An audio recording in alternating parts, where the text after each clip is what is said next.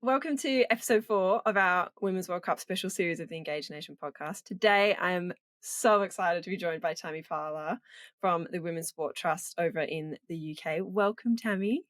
Thanks so much for having me. Now, I always like to sort of start out these chats with just a little bit of an intro about yourself and who you are and what you do and your work at the Women's Sport Trust. So I would love if we start there with, what is the Women's Sport Trust and your mission? What are you aiming to do?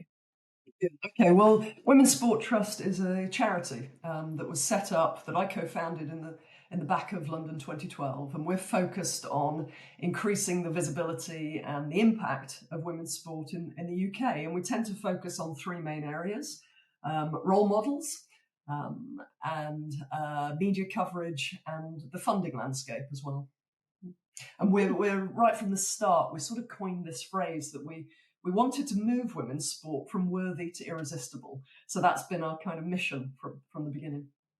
Awesome. And we'll touch on that one in a little bit. But we had our chat last week, obviously, and I heard the story, which I thought was incredible, about how the trust was formed and what spurred on your decision to make it, which I would love for you to go into now as well.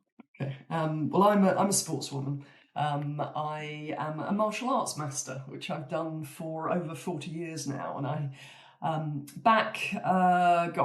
way back when, I set up my own martial arts school in central London. It was a dream that I had, and I was very much focused on that.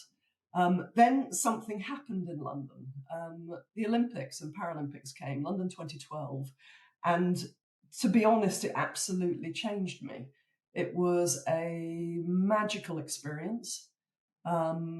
I suddenly saw women's sport and female athletes, and it's kind of ridiculous because I am one, but I'd never seen women's sport before.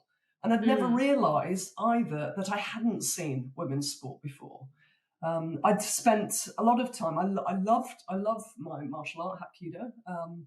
And I just got my head down and I did it. But I would often get these weird comments about, it's a funny thing for a woman to do, or people would just kind of blank, they didn't know what to say, etc.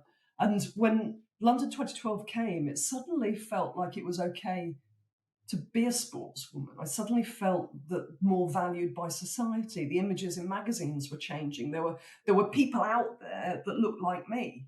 And it seemed to be okay, and people were celebrating that. And it really had a significant effect on me. And then you get to the point where the Olympics, Paralympics are about to end, and it's almost like, oh my God, I can't lose this connection. It can't end. It can't end here. It can't just be like 2-4 weeks in my lifetime. So I felt like I had to stay connected to it. And right at that time as well, there were lots of stories about athletes, female athletes struggling financially. And I thought, I'm not particularly well off, but I've got a tenner, and if I can find 9 other people who've got 100 quid, and we can give it to a female athlete so they can get their spare wheel for their car, whatever it is. So set out. So I've never set up a charity before, but other people have. It can't be that difficult. Decided to set up a charity, and Joe, who co-founded it with me, runs a leadership consultancy that specializes in diversity, equity, and inclusion. And it was like her experience with my experience as a sportswoman having this epiphany ended up being a really powerful duo. And we never really expected it to be, I had my martial arts school, she had a leadership consultancy. We didn't expect it to be this massive charity. And it's just, I guess, right place, right time, and right approach. And it has grown and grown, not as far as the organization. The organization is still quite tiny, but the impact we're having is just extraordinary. And it's a real privilege to be part of women's sport as it's going through this momentous change. I was going to ask, so you mentioned the growth of the charity. Has it sort of been quite sort of just slowly on the way up, or has it sort of been like groundwork, and then it's just exploded did it explode at a certain point, or has it always just sort of been on the up, and then in the past couple of years it's just rapidly growth. I don't know whether I would say it's always been on the up. It's always we've always been, I suppose, going back to this phrase "worthy to irresistible," and for me, that kind of encapsulates what we're about, because we're about a journey and we're about a growth. So I don't feel like we're going anywhere, or we haven't got necessarily a destination. We're just on this constant journey, and we're just doing things that felt the right thing to do at the time. We were outside of the industry and were able to ask stupid questions, or what would seem stupid questions, and realize, oh my God, people aren't talking to each other. Everyone's pointing the finger, but no one's actually talking to each other. So, okay, let's bring people together and make them talk. And, this idea of you bring amazing people into the room, you stimulate them because you see women's sport as this incredible thing that is irresistible. And then you pop them out the other side and hope something exciting happens. And it has. And then it's sort of, okay, what's the next thing? So I suppose this idea of worthy to irresistible, I love that phrase. I know it's our phrase, but I love it too. It's sort of, I went back just recently, and I went back to the dictionary, and I looked at the definitions of those words, and it just they're absolutely perfect. Worthy, the dictionary definition, is characterized by good intent, but lacking in humor and imagination. And it's like, oh my God, that was back pre sort of London 2012. I look at the landscape then, and it was very volunteer driven, limited budgets, run by outliers, limited visibility. And then we're on this journey to making it irresistible. And you look at the definition of that. The definition is too powerful or convincing to be resisted. I mean, how wonderful is that? That's what our ambition is, to be seen as kind of mission critical. It's just, too powerful or convincing to be resisted. And then the journey kind of along that path to what get does that from look one like? to What the does other. what does the journey look like for you, or what you've seen between the two, the worthy and the irresistible? Yeah, well, when you're moving from it's not just one to the other. There's lots of sort of steps along the way, and there are things that you start to see develop in an industry. And those are things like you start seeing a greater range of visible role models. You start to see more sophisticated data appearing. You start to see people externally benchmarking what they're doing. There becomes a consequence for a lack of progress. You start to get more innovation. So all of the KPIs become more specific.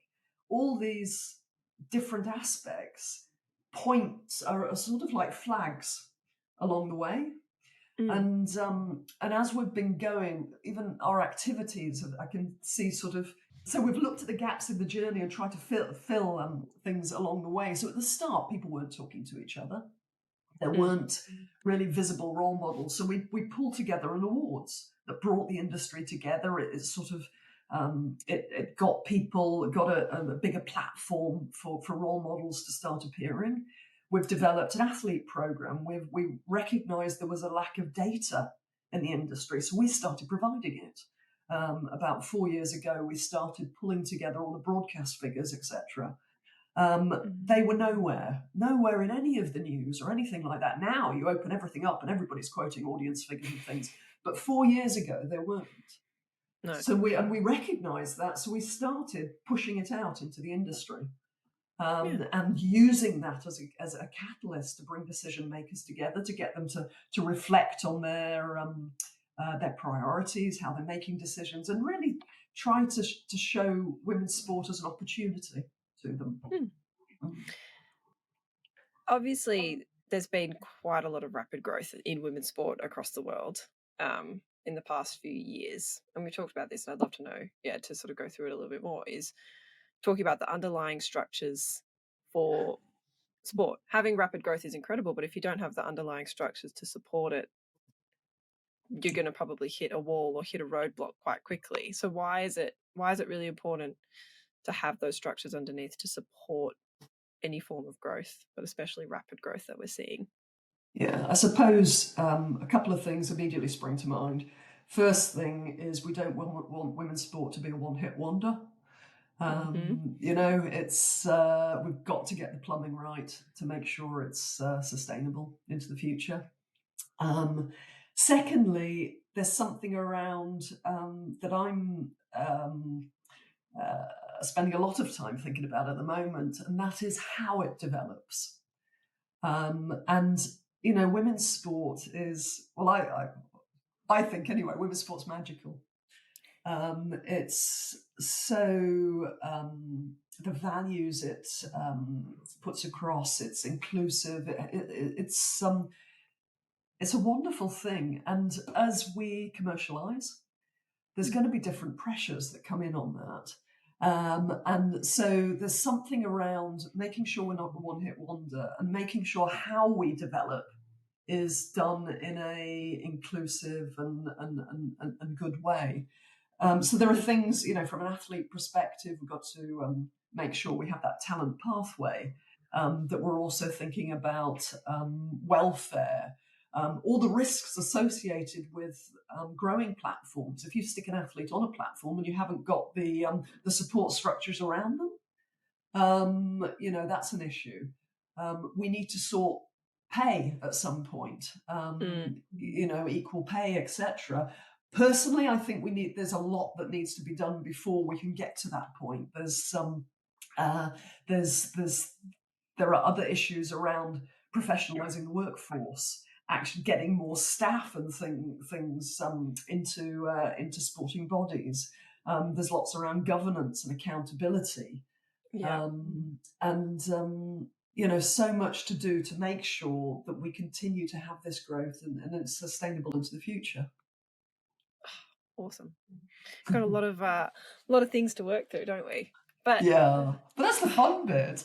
That is the fun bit, isn't it? And that's the joy. I was talking to Charlotte from Copper 90 in one of our previous episodes, and it's a little bit like that, where women's sport has the opportunity to be really innovative and really creative. It's sort of a little bit less, it's unbounded in comparison to what maybe the men's sports are, because they probably have a little bit of a longer history compared to women's. They're more free to be creative, and I think that's where we touch on all of those things that you need to work through. It just allows for someone new to come in and to really make their mark on the sport and make it sustainable by making it unique and making it fun and making it incredibly creative and something that's not seen before. Because you don't necessarily want to be exactly like what the men's sport is. You don't want to be a carbon copy. And some people, I think, can see that there's a beauty in that, and that's really exciting, is that it can be different, and that's not necessarily a bad thing. That's actually a really awesome thing. I totally agree with you. There's an exciting opportunity there. I suppose the trouble as well is there's also a lot of fear.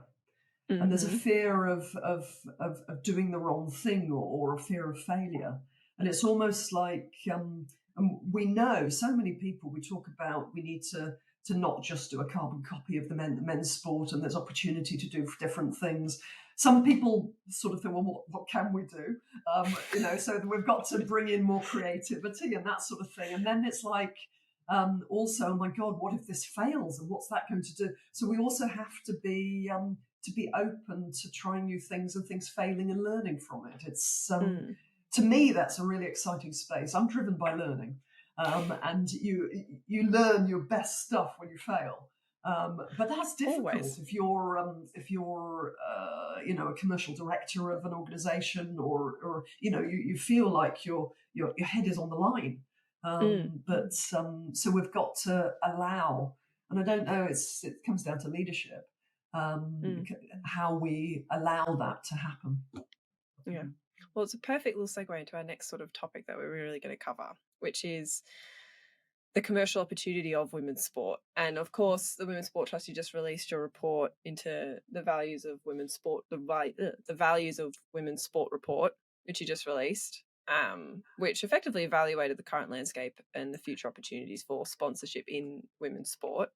I looked through it. I have a couple of key stats that I found that I think are amazing, which is that 40% of people think more favourably of brands that invest in women's sport, and 1 in 3 are more likely to buy from a brand that invests in women's sport and are really proud of that partnership, which I think shows you that it is a worthy investment. There's a lot of questions, and I think maybe not as many now, but there's obviously been a few for quite some time of like, oh, is it a worthy investment, and is it sustainable, and all of these things. Well, of course it is, because now we have the research to back it up. Pete, it goes back to the thing that I just mentioned, the thing about fear, is people are afraid of what if I do this and it fails. So to be able to publish that report and say, look, here's proof, here's something that can sort of put that fear a little bit down. And you know what it pulled out. You pulled the stats out yourself, which is great because I can never remember them. So there's a few in there. From our website, yeah. Yes, we'll add a download link. Oh my gosh, which am I going to be asked about? All downloadable from our website, which is something else. We make all our research public because we want to sort of grow the industry wider anyway. Incredible.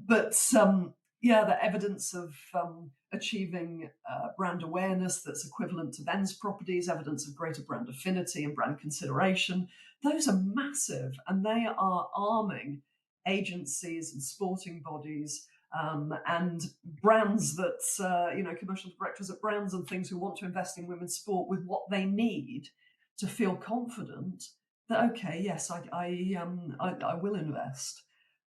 So it's a big thing that I'm thrilled we've been able to do. But also investing in women's sport is still a long-term thing, and there needs to be investment into growing the sport, like we've spoken about already. And brands also need to spend money on activation as well, really quality activation. So you're investing in this sport, shout about it more. Yeah. So how did the report come about? What sort of led to it, actually? I would love to know the background to it as well. It goes back to our Worthy to Irresistible.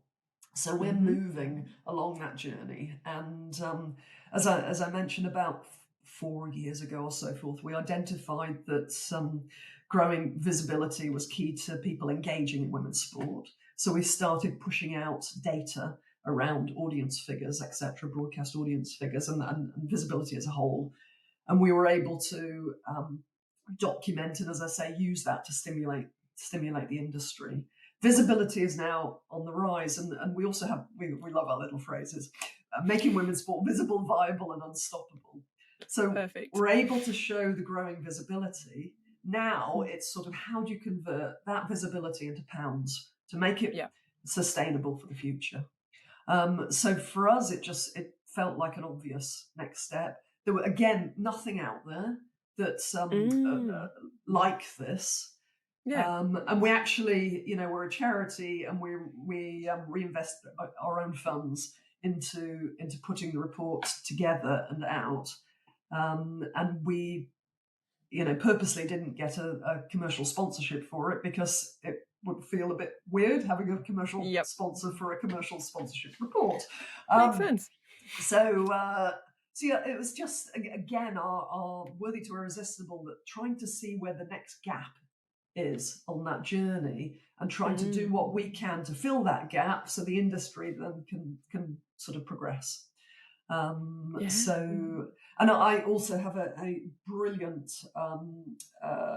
trustee on my board by the name of Chris Hurst, who is a great, he's a sports consultant, great data guy, and he's also been instrumental in how we've put some of the research together, etc. So big thank you to him. It's awesome. You can see how you work almost as the connector and the bridge between all of these different entities within sport. Yes, we're trying to sort of, we're a connector, we're provocative glue, trying to just move things forward, continue to progress in a positive way. Yeah. In your opinion, and from what you've seen obviously throughout your entire career, why is women's sport a significant commercial opportunity for you? Like, what's your real from everything you've seen? I think, firstly, at the moment, it's undervalued. Mm-hmm. And it's given what we've pushed out into the industry, we can point to it being low risk. So it's undervalued and low risk opportunity. So Yep. to begin with, that's a huge bonus. Eliminate some of the fear. Ultimately, brands want to sell their products. Yep. You know, so where they choose to invest needs to align with their brand values and speak to their particular consumers and staff. And I think what we're seeing from women's sport is it's opening up new potential for that, new audiences, or at least audiences that appeal to different things. So it's almost this new space for, if you're wanting to get your brand out there, your awareness of your brand, but also that whole thing about affinity and consideration, that and the stats that you quoted previously, that we have data that shows that women's sport brands are highly valued by the audiences and consumers and are more likely to purchase the product. So it sort of feels like a no-brainer in a way. But also as sports, and women's sport in particular, is learning as well. So you've got to, it's about a partnership. It's really about a partnership that can talk to each other and co-create. That you can teach the brand about women's sport, and the brand can teach the sporting body about their needs as well. But to me, that creates an even better partnership. To be able to do that and be in something for the long term. That was a bit of a ramble, but that was a good ramble. No, it reminds me, I'm not sure if we found out the stat, actually Nike revealed it for the Matildas jerseys. They sold more Matildas jerseys than the men's jersey from the World Cup to now, before the Women's World Cup began. Like they dominated them. Yeah. Our women's team. Oh, I think it's a perfect example. Like that. Yeah, oh, it's so absolutely. good.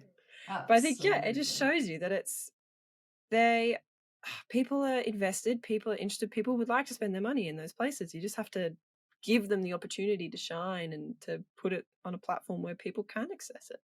Yeah, and it's also, we need to spend more time, and our organisation is doing various research and has pushed various research out about understanding that audience better, understanding what they want to see, how they want to see it, who they want to see, etc. We did some research into habit, back in March, I think, of this year, and one of the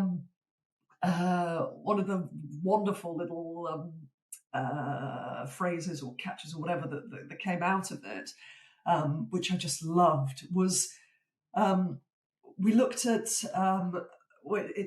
it showed that women's sport audiences, they really value the fact that something feels inspiring. Yep. But in order to move them into fandom and engagement, they prefer things that are exciting. And to me, that is gold dust. Because for so long, women's sport, female athletes, has been put into this nice box. Yep. And we haven't necessarily been allowed to be strong and competitive and exciting and all those sorts of things. Where we have to be good, we have to inspire. And there's nothing wrong with inspiring. You've all got to be role models. That is why you're on the pitch. It's not to be an athlete, it's because you're inspiring the next generation.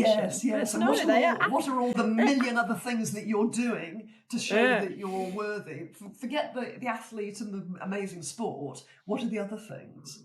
And this actually proved that actually, if you want to create fandom and if you want to grow the audience and all that sort of stuff, it's excitement that we need to be focusing on. And it was this small little bit that I just think is gold dust as far as how that can shift an industry. So little bits like that. And then we pushed out some other research, I think in April, as part of a partnership with the RNA, which is a golfing body over here, Golf Championship. And that looked at how the audiences feel underserved by content and what they're actually after. And they're after slightly different things to what men's sport audience are after. They're after player skills and, all these sorts of things. So there's so much more that we have to learn. As I say, I'm a learning bean. So that's an exciting place for me to be. No, I've mentioned Charlotte twice. Her episode was incredible, but I love that you touched on that because it reminds me of something she said where she talked about how women's sport communities, it's not been on the mainstream. It's not that you could go down to the pub on a Saturday afternoon and there'd be a women's sport game on. You had to find them within your own sort of methods. And obviously, if we're talking about the 21st century, usually online and through social media and things like that. And so therefore, the communities that interact and the people that interact with women's sport and those fans, they're different to the group that go down to the pub because it wasn't a thing. You have to engage with them through the ways that they consume it. So I think it's very interesting that you bring up that, where it's effectively that people are wanting different types of content. It's because of the fact that the way that they engage with women's sport is different from what it was with the men's. It's very digital, it's very much social media, and you've got to meet those to really engage with those fans. Yes. And also as it grows and we attract, so at the moment you could say that, or let's look at sort of 10 years ago, you could say that people engage with women's sport in this way, so that's what they want. Well, no, that's what was available. It's sort of, we need to keep those questions that we're asking open as well. So as it grows, we can be reactive to the changing audience. And it is different, sort of both on the box, but also in the stands. Do some research points to people wanting maybe alcohol-free zones, or if you look at sales of stadiums, there's more coffees than beers being, this sort of thing. Or might you need buggy parks? I don't know. There's lots of different ways that we can improve the experience. And then sort of like a final question to really wrap this whole section up. But for you, why is it, and from everything you've seen, why is it important for brands to invest in women's sport, and especially now as well with where we are with women's sport globally? Yeah. I think what's your pitch? Oh gosh, I'm useless with those sort of pitches. You'd be bonkers not to do. I mean, I go back to it's undervalued, it's low risk, it's exciting, and an amazing place to be. God, I need to work on my. I'm not a salesperson. I'm not either. Don't worry. You nailed it. Okay, so the question is, where do you see women's sport going? Well, I ask everyone women's football, but because obviously we're talking more broadly today about women's sport. So where do you see women's sport going in 5 years, in 10 years, and then well into the future?